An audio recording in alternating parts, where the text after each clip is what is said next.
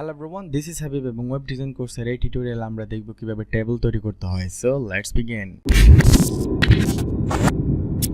Table তৈরি হয় rho এবং কলামের সমন্বয়ে। রো এবং কলাম মিলে একটা সেল তৈরি হয়। সো অনেকগুলো সেল যখন হয় তখন সেগুলোর মধ্যে আমরা কিছু লিখি, আর ওইটাকেই আমরা বলি হচ্ছে টেবল। এবং টেবল লেখার জন্য আমাদের এখানে যে ট্যাগগুলো ইউজ করতে হবে সেটা হচ্ছে টেবল, টিআর, টিডি। এগুলো হচ্ছে মোটামুটি টেবল তৈরি করার জন্য। যখন আমরা করব তখন আমরা বুঝতে পারবো। সো আমরা করি টেবল।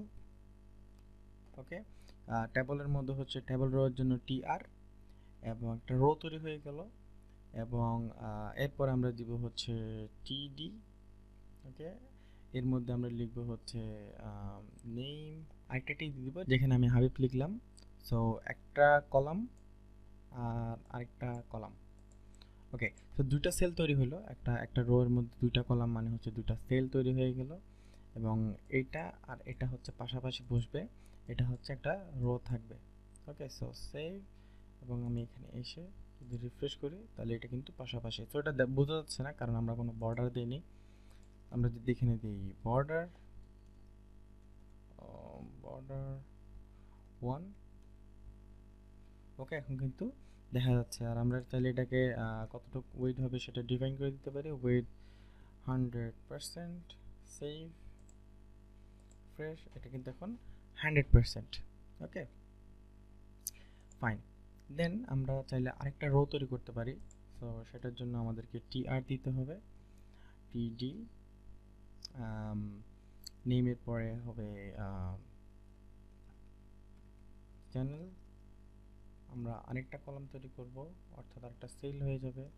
ওটার মধ্যে যেটা হবে সেটা হচ্ছে হাবিবপ্রো, সেভ, রিফ্রেশ। এখন কিন্তু আমাদের দুইটা সেল তৈরি হয়ে গেল। আর দুইটা, প্রথমে দুইটা ছিল এখন দুইটা, অর্থাৎ দুই কলামের মধ্যে আমাদের দুইটা রো দুইটা কলাম তৈরি হয়ে গেল, অর্থাৎ চারটা সেল। এন্ড আমরা যদি এটাকে আরো সুন্দর করে দেখতে চাই, যেভাবে দেখতে পারি। তো এখন কিন্তু ঠিকমতো বোঝা যাচ্ছে এটা একটা সেল, এটা একটা সেল, এটা একটা সেল এবং এইটা একটা সেল। ওকে, ফাইন। সো এরকম অনেকগুলো সেল যদি আমরা তৈরি করতে চাই, অর্থাৎ column by column by column, সেক্ষেত্রে আমরা জাস্ট লিখতে থাকবো টিডি টেক্সট 01। এবং আমরা যদি এরপর আরও লিখি টিডি টেক্সট 02, সেভ।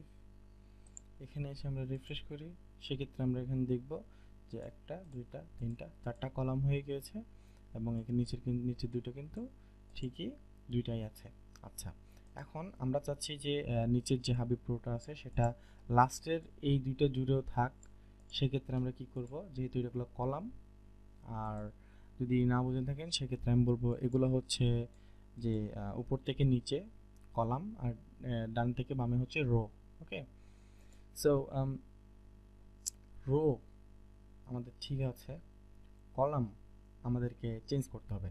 সো এখানে আমি দিব হচ্ছে চেঞ্জ করার জন্য কল স্প্যান হবে 3, কারণ তিনটা কলাম জুড়ে আমরা রাখতে চাচ্ছি, তার নিজের একটা এবং তার পাশাপাশি দুইটা। ওকে, এখন কিন্তু এগুলো সবগুলো জুড়ে একটা হয়ে গিয়েছে। সো এভাবে চাইলে আমরা রো করতে পারি,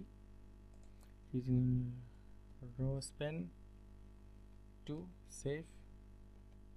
এখন কিন্তু এটা দুইটা কলাম দুইটা রো জুড়ে হয়ে গিয়েছে। ওকে, সো আমরা চাইলে এখানে কলাম দিয়েও করতে পারি, এখানে আমরা চাইলে রো দিয়েও করতে পারি। আমাদের যেভাবে সুবিধা হয় এবং যেভাবে করা লাগে আমরা সেভাবে করতে পারবো। সো আমরা একটা টেবিল তৈরি করার জন্য আমরা এখানে রো তৈরি করেছি টিআর দিয়ে, টিডি দিয়ে আমরা কলাম তৈরি করেছি এবং তার মাধ্যমে একটা সেল তৈরি হয়েছে। এবং আমরা একাধিক সেল তৈরি করেছি, আর দুইটা কলামকে একসাথে করলাম আর দুইটা রোকে একসাথে করলাম। সো এটাই হচ্ছে মোটামুটি আমাদের টেবিল কাস্টমাইজেশন। আর তার বাইরেও আমাদের আছে টেবিল হেডার, যেটা আমরা টিএইচ দিয়ে করতে পারি, টিএইচ। এবং এর মধ্যে যদি আমি টেবিল টিডি দেই সেক্ষেত্রে আমি এখানে লিখব হেডার, সেভ।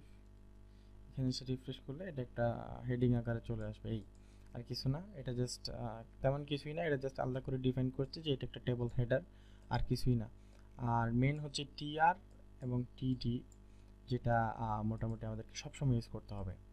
সো আজকে আমরা দেখলাম একটা টেবল আপনি কীভাবে বানাতে পারেন।